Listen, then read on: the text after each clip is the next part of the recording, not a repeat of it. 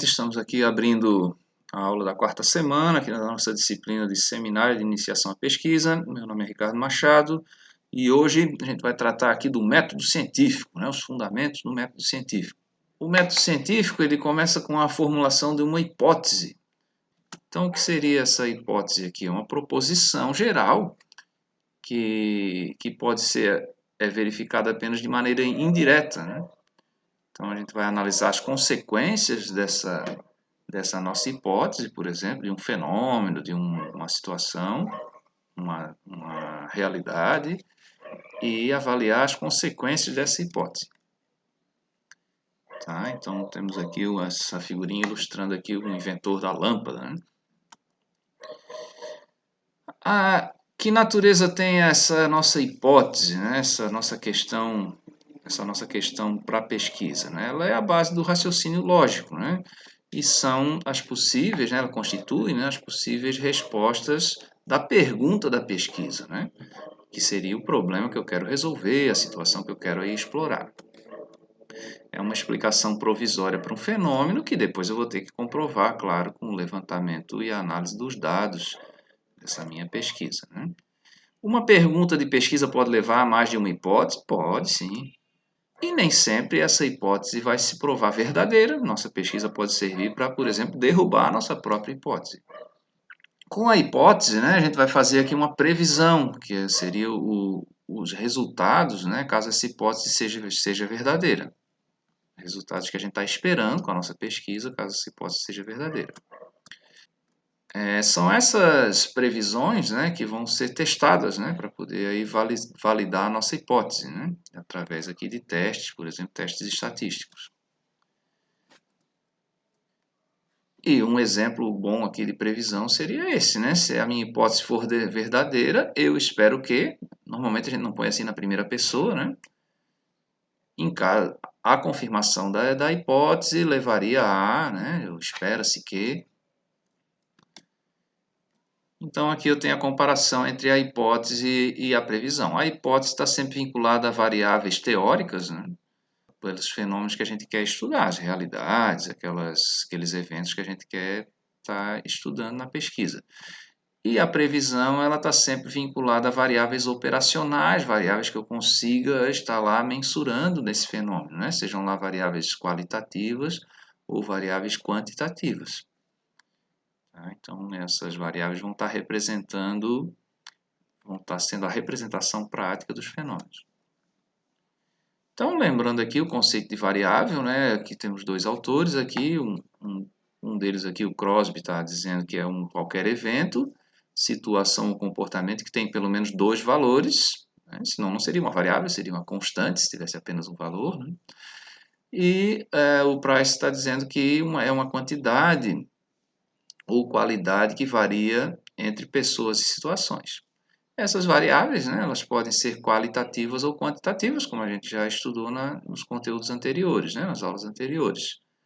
Então, as quantitativas a gente tem como mensurar, né, tem valores, na verdade, né, e tem como determinar a grandeza física delas, né, e as qualitativas a gente tem como avaliar também, mas é mais difícil de a gente estabelecer um valor para ela, né.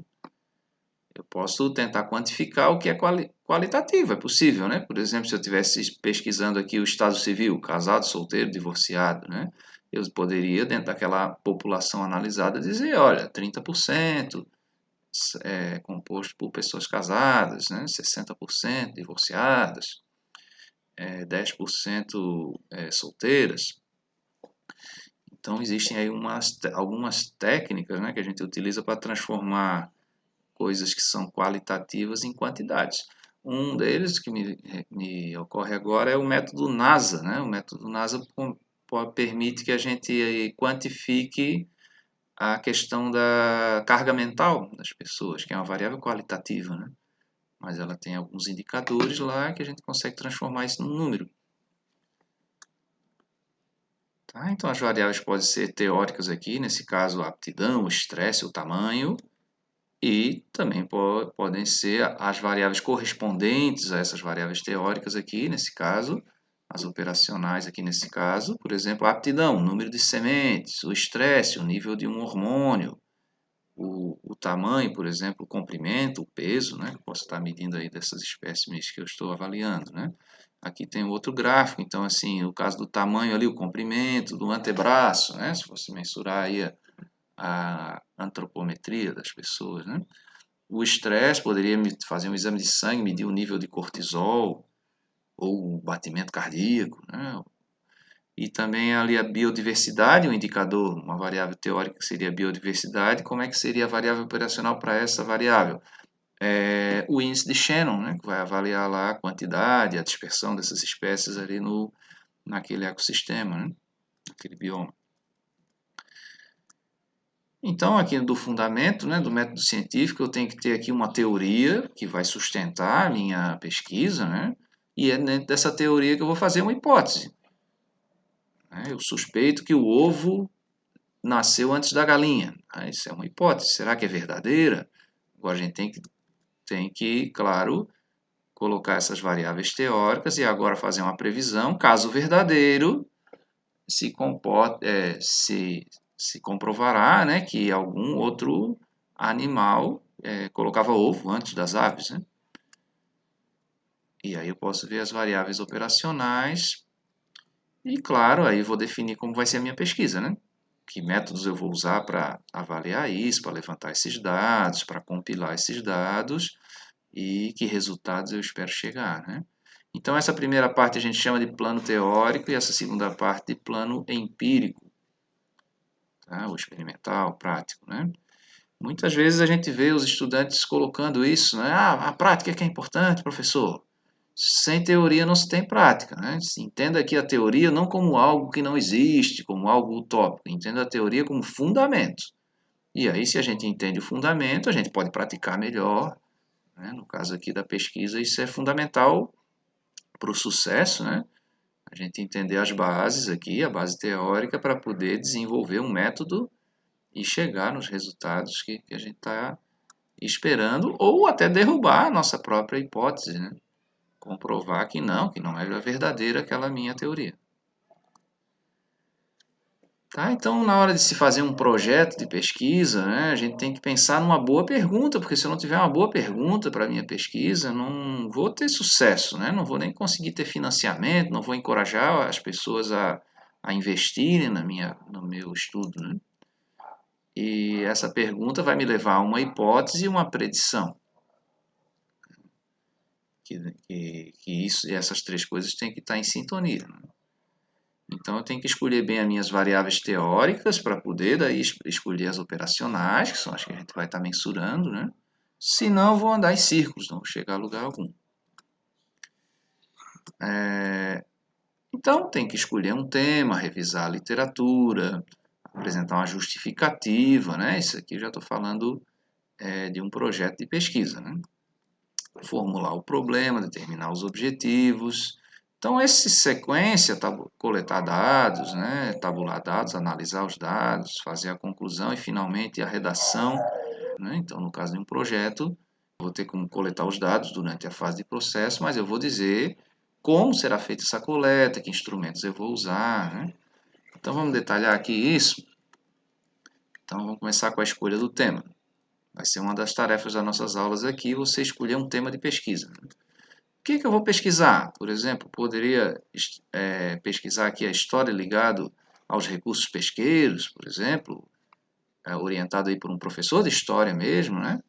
Eu poder ir pesquisar documentos históricos aí da região, né? Ou a captura, registro de captura de determinadas espécies através de documentos históricos, né? Registro de embarcações, os tipos de embarcações ao longo da história, o tamanho, a capacidade dessas embarcações, né? Também poderia estar testando modelos matemáticos, por exemplo, desenvolver um algoritmo, aí, desenvolver uma planilha para fazer controle de alimentação, para poder um aplicativo que possa ajudar aí no cultivo, na navegação, né? Então poderia ter um orientador aqui, como um professor aqui de matemática, por exemplo, né?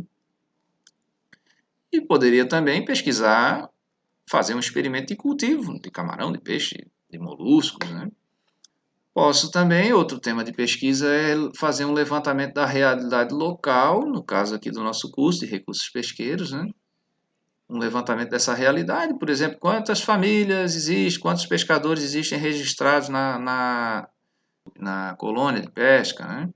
Quantas mulheres, quantos homens, qual região da Costa Branca, aqui, essa região aqui próxima a Macau, né? E quantos pescadores existem registrados em cada município, que tipo de pesca se faz lá, qual é sazonal, qual época do ano se pesca cada tipo de fruto do mar, né? A segunda coisa seria eu fazer a revisão da literatura, a minha base teórica, né?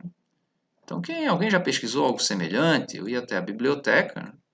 Ou até uma base de dados eletrônica e descobrir artigos, livros pelo tema, tentar fazer um filtro aí e estudar isso para daí poder colocar na nossa base teórica aqui, na nossa revisão bibliográfica, um texto citando esses autores, citando conhecimentos, fazendo uma conexão, a gente chama aqui do diálogo, né, entre os autores, né? Então eu tenho que montar esse quadro de referência teórica de abordagem clássica ou atual, ligado diretamente ao problema, que será usado com ajuda e suporte, visando definir com mais clareza os diversos aspectos a serem objeto do estudo, né? Importante, né, a gente construir, né, essa base conceitual para depois a gente coletar os dados e compilar os nossos dados com mais fundamento, tá? Então buscam-se as teorias, abordagens, estudos, né, outras pesquisas aí que tenham sido feitas nessa área. O papel aqui do pesquisador, na hora que está escrevendo essa fundamentação teórica, é promover esse diálogo entre os diferentes autores, pegar aqui ideias, né, que vão convergir para aquele meu objetivo lá. Então, eu vou estar aqui concatenando ideias, né, fundamentos aqui, pesquisas bibliográficas aí, registros, na verdade, de pesquisas que vão concorrer para os objetivos que eu quero com a minha pesquisa, né? Uma das coisas que pode ser tentadora para a gente é pegar um artigo de levantamento bibliográfico, porque o levantamento bibliográfico também é considerado pesquisa. Então, eu pegar esse artigo pronto, que levantou toda a bibliografia sobre o cultivo do camarão, por exemplo, e querer fazer um aproveitamento desse trabalho para ser a introdução, para ser aqui a fundamentação teórica da minha pesquisa, né? Tenho que tomar um cuidado aqui e me lembrar da questão do plágio, né? Não posso simplesmente pegar o trabalho de outra pessoa e colocar aqui. Mas é um grande referencial, por exemplo, para a gente já se orientar para aqueles livros, aqueles artigos que essa pessoa pesquisou. Então a gente pode fazer essa leitura aqui, que seria um grande compilado, né? E selecionado ali e ir na origem, né? Na origem, nos livros que ele pesquisou, nos artigos, nos livros, das bases que ele pesquisou, para constituir o meu material aqui da minha pesquisa. Tá? Então, de qualquer forma, a pessoa tem que quebrar a cabeça aqui e escrever um bom texto técnico, né, sobre esse conhecimento científico. Depois vem a justificativa da minha pesquisa. Essa justificativa, ela tem que ser muito convincente, eu tenho que provar para as pessoas que vão financiar a minha pesquisa, por exemplo, para convencer o orientador a me orientar, para convencer o órgão de fomento lá a me dar o dinheiro para eu investir nessa pesquisa, né? Então, a primeira pergunta é por que eu vou estudar esse tema? Qual é a relevância desse tema? As vantagens que essa pesquisa vai proporcionar, né? Os resultados dessa pesquisa podem alavancar outras pesquisas, né? A importância pessoal ou cultural, por exemplo, aqui para a região, para o pesquisador também, isso aqui importa também, porque quem vai estar liberando esse recurso para você fazer essa pesquisa, ele quer saber se você é apaixonado por aquilo que vai estudar ou se você vai largar na metade, vai desistir facilmente, né? Então tem que ser convincente para não ficar a pessoa com essa cara morgada e dizer, ah, tá, mais uma pesquisa inútil aí que eu não vou botar o dinheiro do contribuinte brasileiro para financiar, né? Ou o dinheiro aqui da minha empresa para financiar. Ou eu vou orientar esse aluno que está com um tema desse que nem ele mesmo acredita, né? Tá? E aí sim vamos formular o problema quais respostas estou disposto a responder, definir claramente o problema, delimitá-lo em termos de tempo e espaço, né? E aí, finalmente, vou traçar os objetivos. Esses objetivos vão estabelecer o que eu pretendo alcançar na pesquisa e tem algumas características, eles têm que ser claros e definidos, né? Não pode ser objetivos abstratos, né? A gente inicia com um verbo, sempre, né? Definir a quantidade de embarcações que suporta mais de 1 tonelada de pescado. Analisar as famílias que vivem da pesca na região da Costa Branca. E sempre do objetivo mais simples para o mais complexo. Tá? E eles, claro que eles vão ter que estar concatenados, né? Linkados aqui, amarrados com o meu problema estabelecido. Então, os objetivos relacionam-se às respostas a serem dadas aos problemas de pesquisa, indicam onde que a gente pretende chegar. Então, primeiro a gente formula o objetivo geral, que ele é mais amplo, e aí vou articular ele com objetivos específicos que vão detalhar esse objetivo geral. Então, qual é o propósito da pesquisa? E os específicos é a divisão do geral em outros menores, sempre convergindo para o geral, né? Os específicos sempre convergindo para o geral.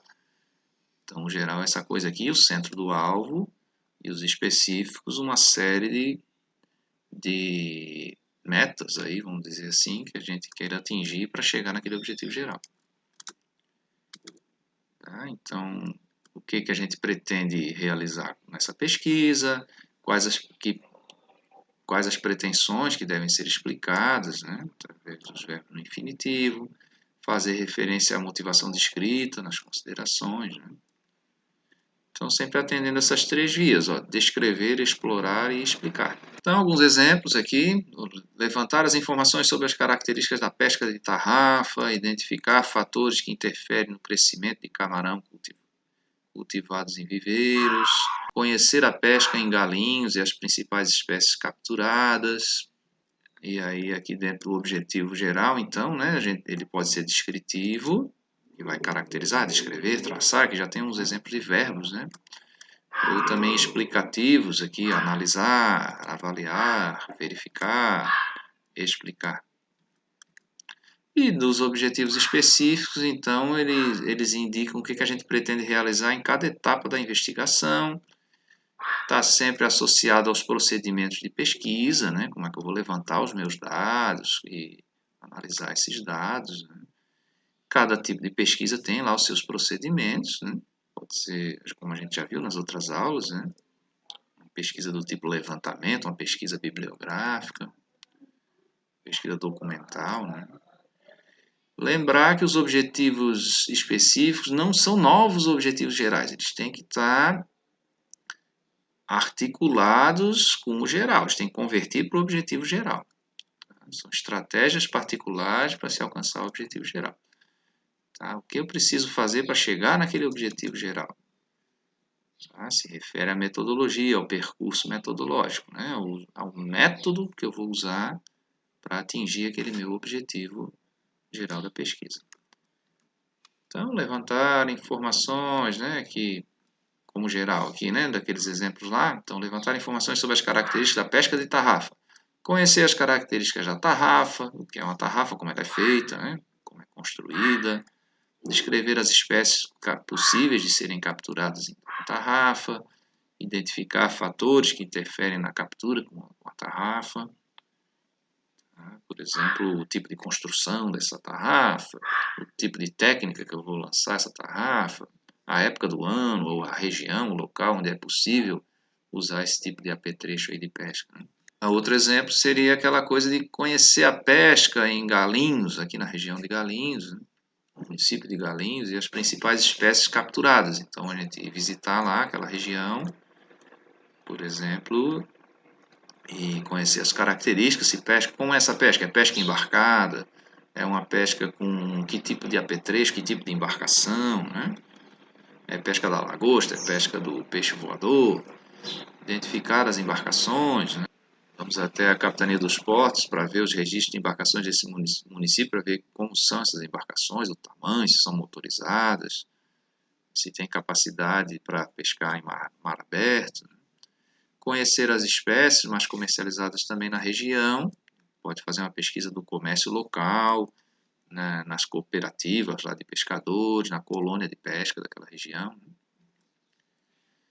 E outra fase aqui do projeto de pesquisa e também da pesquisa, né, é definir os meus métodos de trabalho. Então, como é que vai ser essa pesquisa, que etapas ela vai ter, um cronograma de execução, que recursos eu vou usar, que material eu vou usar, quanto dinheiro eu vou precisar, por exemplo, né? Os caminhos para chegar nesses objetivos, qual o tipo de pesquisa, é uma pesquisa qualitativa, quantitativa, é uma pesquisa experimental, é uma pesquisa documental, pesquisa bibliográfica, como a gente já estudou nas outras aulas, né? Qual o universo, onde é que eu vou focar, né, a minha pesquisa, qual região, qual grupo de pessoas, qual experimento, qual espécie eu vou estar analisando, por exemplo, né? No caso aqui dos recursos pesqueiros, né? Quais os instrumentos de coleta de dados, vou usar questionário, vou coletar em base de dados, eu vou fazer entrevistas armadas, né, que seria você ir com um formulário, perguntar para as pessoas, eu vou fazer pesquisa documental. Como é que eu vou tabular esses dados? Vou fazer uma análise estatística, vou gerar planilhas, vou criar um software para tabular esses dados, vou levantar gráficos, né? E claro, como é que eu vou interpretar esses dados, né? Essas informações que eu estou coletando, como é que vai ser essa interpretação? Justamente para eu poder chegar nas minhas conclusões, né? Então, dentro aqui da definição do universo de pesquisa, né, eu tenho que conhecer a realidade local, características geográficas, quais indivíduos, né, têm uma vinculação maior com esse problema, eu vou estar investigando, né, para eu poder ir a campo, que a gente chama, né, entrevistar as pessoas, né? E sempre lembrar do conceito de amostra na estatística, né? Então, o que é uma boa amostra? Na verdade, a amostragem, né, essa técnica da gente coletar lá uma amostra. Então, uma boa amostra é uma quantidade que eu vou levantar de dados, né, que seja significativa da população que eu estou investigando. Tá? Então, a gente já falou disso, né? Por exemplo, uma pesquisa aí eleitoral. Então, você não vai entrevistar todos os eleitores, você pega um percentual distribuído, claro, naquela população, e essas respostas, se a minha amostra foi boa, né, essas respostas vão me dar um resultado que vai convergir para o resultado da população geral. Aí eu vou definir como eu faço a coleta de dados, né, como é esse processo de coleta, como eu vou lá, quantas vezes eu vou, quantas horas, no caso aqui de um ensaio, por exemplo, um experimento, quantas amostras eu vou fazer, em quantas horas por dia eu vou trabalhar nisso, né? E definir essas técnicas, entrevista, questionário, observações. A parte ali na experimentação a gente usa muito instrumentação, né? Assim, sensores que podem nos indicar a temperatura, a dureza da água, né? Também outras variantes aí, composição, variante da salinidade, outras variáveis. Tá? Local de coleta de dados, onde vai ser, né? Esses instrumentos eu vou ter que analisar, anexar ao meu projeto. Por exemplo, o modelo de formulário que eu utilizei, né? Para anotar, para coletar esses dados, né? Tá? Finalmente eu vou tabular aqui os dados obtidos, né? No projeto de pesquisa, como eu ainda não tenho esses dados, né, eu não tenho como tabular. Eu vou dizer como é que eu vou organizar, através de gráficos, quadros, né, gráficos de linhas, gráficos de barras, né, através de cálculo de índices, de tabulação estatística, de análise de tabelas. Não posso estar dizendo isso no meu projeto. E no projeto também, como eu não tenho os dados, eu não tenho como analisar e discutir, mas eu posso dizer como vai ser feito, né? Como esses dados que a gente coletou vão ser analisados, né, e se eles vão confirmar ou excluir aquela hipótese anunciada, né? Então, ok, confirmou, não tá sendo confirmada essa hipótese. Quando a gente faz uma pesquisa, claro que o nosso desejo é que a nossa hipótese seja confirmada, né? Todo aquele esforço que a gente vai ter lá, que aquilo seja verdadeiro. Imagina você passar 2 anos aí pesquisando uma vacina e no final a vacina não ser eficaz, né? Mas mesmo a minha hipótese não sendo confirmada, o resultado da minha pesquisa é válido, porque daí eu posso dizer, olha, esse caminho não está sendo útil aqui. A gente fez uma pesquisa, gastou um dinheiro, gastou um esforço humano aqui, e podemos ver que esse tipo de solução aqui não é viável. Então, bom, vão direcionar as outras pesquisas para outras hipóteses, né? Formular outras hipóteses, e aí realmente eu parar de gastar dinheiro com isso, né? Tá? Eu me lembro, não foi uma pesquisa científica, mas uma disciplina que eu fiz na faculdade chamada Projeto de Fábrica. E todos os colegas, né, lá da turma, as outras equipes, né, queriam fazer uma empresa de sucesso, né? Então, uma equipe lá desenvolveu uma empresa para desidratar banana, para vender banana passa, né? E a nossa, outras coisas, queriam inventar um produto, um processo tal. E a nossa seria lá a venda de peixe. É bem coincidência aqui esse exemplo aqui para o recurso pesqueiro, né? A nossa ideia era comprar peixe congelado e vender para os restaurantes ali da região da universidade, né?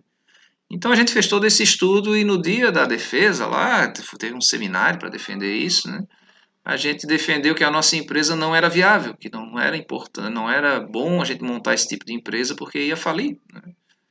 E aí todo mundo começou a rir quando a gente concluiu isso, né? Ah, que empresa sem futuro, tal.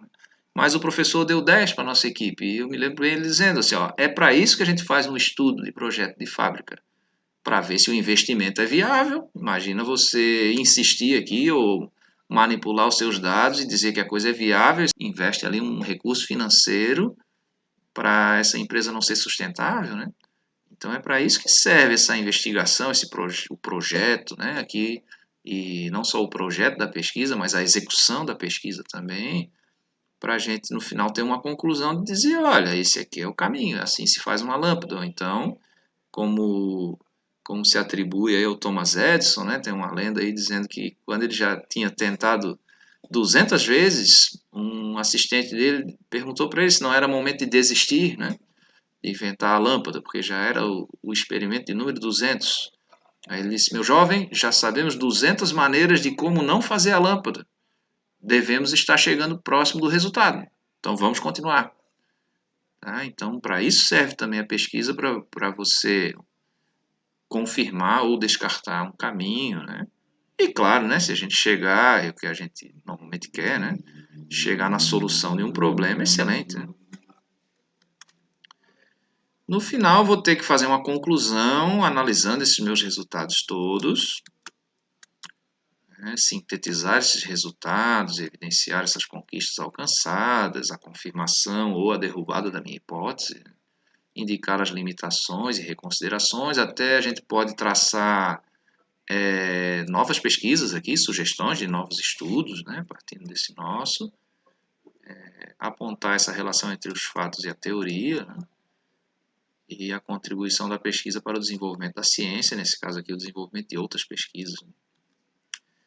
E a última coisa seria eu redigir, transformar isso num documento técnico-científico. Próximas semanas a gente vai estar vendo aqui como é que seria esse modelo de projeto de pesquisa, e depois como é que seria um modelo de uma pesquisa já realizada, como é que eu vou estar escrevendo, por exemplo, o meu trabalho de conclusão de curso, a minha monografia, o meu artigo, uma dissertação, no caso do mestrado, a tese, no caso do doutorado. Né?